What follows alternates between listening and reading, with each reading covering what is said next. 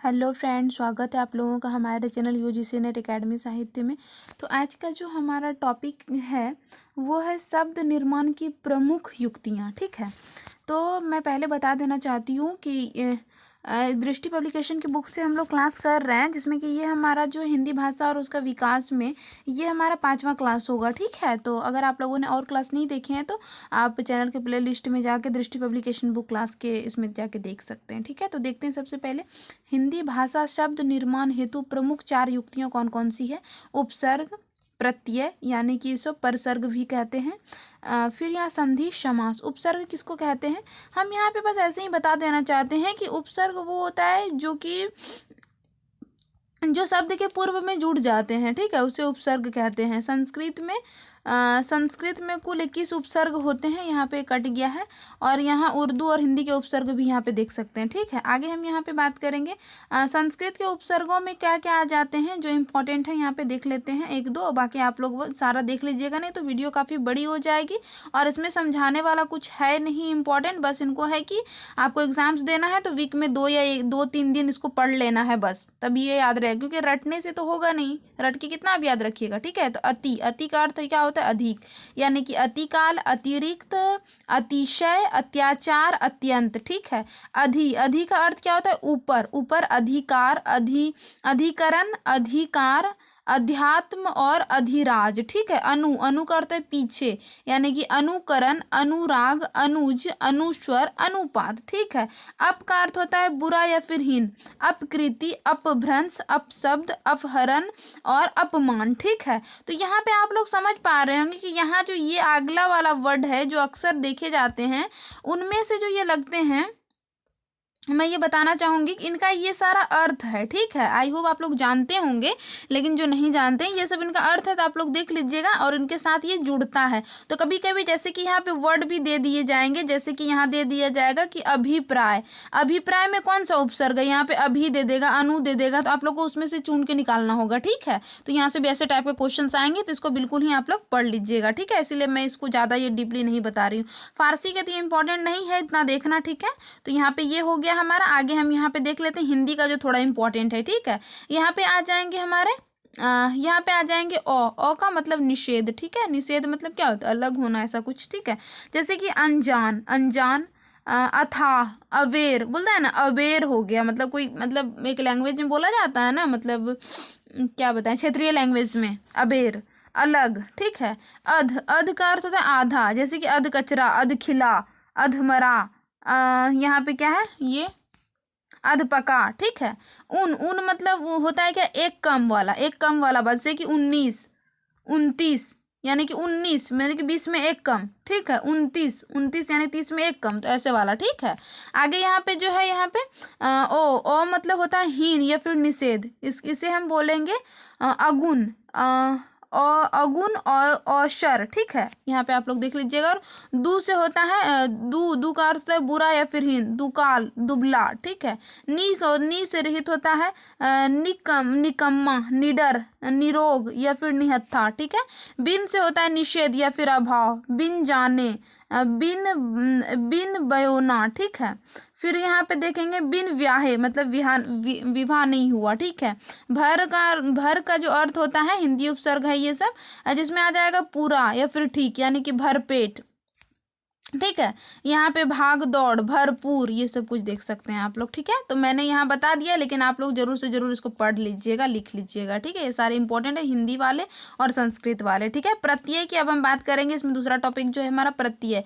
प्रत्यय या फिर प्रसर्ग उन शब्दों को कहते हैं जो शब्द अंत में लगते हैं, यानी कि उपसर्ग यानी कि जो पहले लगते हैं, और प्रत्यय जो कि बाद में लगते हैं। प्रत्यय के दो भागों में बांटा, कृदंत और तद्धित्र प्रत्यय। ठीक है, तो यहाँ पे आप लोग देख, कृदंत के अंतर्गत कौन कौन से आते हैं, वे प्रत्यय जो कि किसी प्रक्रिया या फिर धातु के अंत में लगते हैं, जैसे कि अक, एरा, आक। यहाँ पे देख सकते हैं अक लेखक, एरा लुटेरा, आक तैराक, आलू आलू झगड़ालू। ठीक है, यहाँ पे फिर आप लोग देखेंगे तद्धित प्रत्यय के अंतर्गत क्या आ जाएंगे, जो क्रिया के आंतरिक संज्ञा विशेषण आदि में जुड़ते हैं, जैसे कि पा, पन, आ। जैसे कि यहाँ पे एग्जाम्पल से ये सब कुछ समझने का है। बुढ़ापा यानी कि पा, यहाँ पे फिर देखेंगे बह नापा, ठीक है, पन बचपन, आ प्यास निराश, ठीक है, तो यहाँ पे ये सब आ जाएंगे। ठीक है, आगे हम देखेंगे हिंदी में अपने प्रत्यय की काफ़ी मात्रा है। इस संदर्भ में एक विशेष बात यह है कि संस्कृत से हिंदी में विकास की प्रक्रिया में जिन क्षेत्रों में सर्वाधिक विकास हुआ है उसमें से एक क्षेत्र में प्रत्यय भी है। मतलब सबसे ज़्यादा जो आए हैं संस्कृत से हिंदी में, आप लोग यहाँ पे देख सकते हैं, यहाँ पे जो आप लोग को दिखाए। ठीक है, तो यहाँ पे उसके कुछ उदाहरण हैं, यहाँ पे आप लोग देख सकते हैं, जैसे कि अक्कड़, अक्कड़ में भुलक्कड़, पियक्कड़, ठीक है, आहट, आहट फुसफुसाहट, आरी पुजारी, बीमारी, ठीक है, तो ये सब कुछ आ जाएगा। संधि की अगर हम बात कर लेंगे तो मैं यहाँ पहले बता देना चाहती हूँ, इसमें संधि में ज़्यादा डीपली में नहीं जाऊँगी, जितना दिए हुए उतना ही बताऊँगी। संधि का एक मैं अलग क्लास ला दूंगी जिसमें मैं डीपली से समझा दूंगी। संधि मतलब स्वर संधि, व्यंजन संधि, दो वर्णों के से उत्पन्न विकार को संधि कहते हैं। ठीक है, तो यहाँ पे देखेंगे स्वर संधि 3 टाइप के होते हैं, व्यंजन और विसर्ग। स्वर संधि यानी कि 2 स्वर वर्णों के मिल से, यानी कि 2 छोटी स्वर वर्ण मिलके यहाँ पे आ बन गया। जैसे यहाँ विद्यालय को आप लोग देख सकते हैं, तो विद्या यहाँ का क्या है, यहाँ का ओ मिल गया और यहाँ का भी आ मिल गया। ठीक है, 2 स्वर वर्ण मिल गए बराबर आ हो गया हमारा। ठीक है, इसमें से कुछ मतलब याद करने का भी रहता है, उनको पढ़िएगा तब ये बहुत अच्छी तरह से समझ में आएगा। वैसे आप लोगों को ये पता होनी चाहिए, अगर नहीं है तो आप लोग को रखनी चाहिए। ठीक है, व्यंजन संधि की बात करेंगे क्योंकि हिंदी के स्टूडेंट होने के नाते आपका ये फर्ज है कि आपको इन सब चीज़ों पे पकड़ होनी चाहिए। ठीक है, विसर्ग संधि की बात करेंगे तो स्वर अथवा व्यंजन की संधि को व्यंजन संधि कहते हैं। सॉरी फ्रेंड, ये व्यंजन संधि। जैसे कि जगत, जगन्नाथ की बात करेंगे, जगन्नाथ के क्या हो, जगत, तो आ गया यहाँ पे, तो आ गया प्लस नो आ गया। ठीक है, नो आ गया। ठीक है, जगन्नाथ, तो यहाँ पे ये बना हुआ है। मैं विसर्ग संधि की बात करेंगे तो यहाँ स्वर और व्यंजन की संधि विसर्ग संधि, जैसे कि यहाँ पे देख सकते हैं आप, दुख प्लस शासन बराबर दुख शासन या फिर दुशासन। ठीक है, दुशासन। ठीक है, ठीक है, आगे हम यहाँ पे देखेंगे। इसमें अभी नहीं मैं बता सकूंगी क्योंकि ये इनका एक अलग से वीडियो बना, क्योंकि संधि में काफ़ी बड़ा होता है। ठीक है, तो इसको समझना बहुत जरूरी है, ऐसे सिर्फ पढ़ लेने से नहीं होगा। ठीक है, बाकी हम यहाँ आप समास को देखते हैं। समास क्या होता है,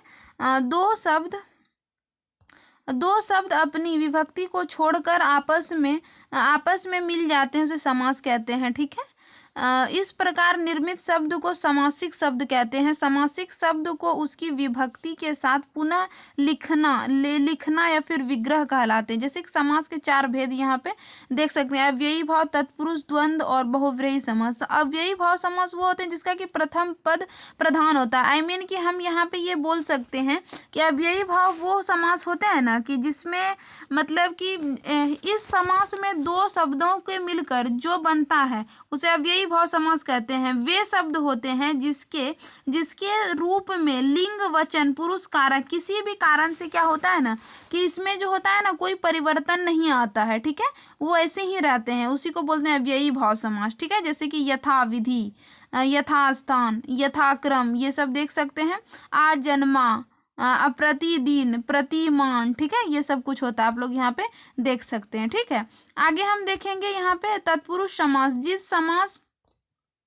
जिस समास का दूसरा पद प्रधान होता है, जैसे कि यहाँ पे आप लोग देख सकते हैं घुड़सवार, हस्तलिखित, हस्तलिखित। ठीक है, घुड़सवार। ठीक है, आगे यहाँ पे इस समास का पहला पद बहुधा संज्ञा विशेषण होता है। ठीक है, पहला पद क्या होता है, या तो संज्ञा होता है या तो विशेषण होता है पद। ठीक है, आगे यहाँ पे तत्पुरुष समास के भी 2 भेद होते हैं। फिर यहाँ पे आ जाएंगे व्याधिकरण तत्पुरुष समास और समानाधिकरण तत्पुरुष समास। व्याधिकरण तत्पुरुष समास द्विगुणु समास तत्पुरुष का उदाहरण है। ठीक है, द्विगुणु समास में क्या क्या आते हैं देखते हैं यहाँ पे।